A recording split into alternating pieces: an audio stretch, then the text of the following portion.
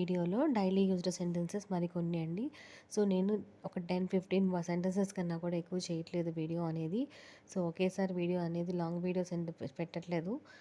ఎందుకంటే మెల్లగా నేర్చుకునే వాళ్ళకి కొంచెం గుర్తుండడానికి అందరికీ చిన్నవాళ్ళకి పెద్దవాళ్ళకి యూజ్ అవుతుందని చెప్పి ఇలా చేస్తున్నాను. సో లైక్ చేయండి, షేర్ చేయండి, సపోర్ట్ చేయండి. సీ యూ అంటే మళ్ళీ కలుద్దాం. సీ యూ అంటే మళ్ళీ కలుద్దాము అని.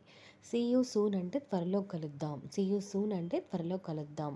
వెన్ విల్ వీ మీట్ ఎప్పుడు కలుద్దాం. వెన్ విల్ వీ మీట్ అంటే ఎప్పుడు కలుద్దాం.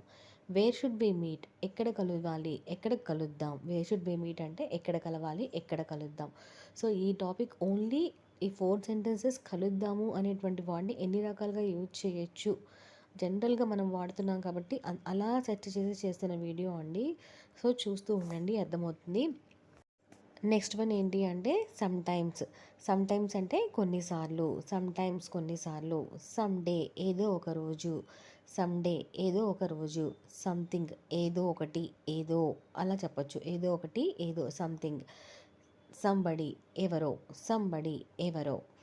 ఇక్కడ నోటీస్ చేసినట్లయితే సమ్ అనేటువంటి ఒక వర్డ్ని తీసుకొని దానికి సంబంధించినవి రెగ్యులర్గా వాడే పదాలను చూస్తున్నాను.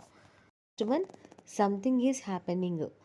సంథింగ్ ఈజ్ హ్యాపెనింగ్ ఏదో జరుగుతుంది. సంథింగ్ ఈజ్ హ్యాపెండ్ ఏదో జరిగింది.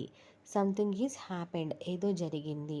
సంథింగ్ ఈజ్ ఫిషీ ఏదో తేడాగా ఉంది లేదా ఏదో అనుమానంగా ఉంది అని కూడా చెప్పొచ్చు.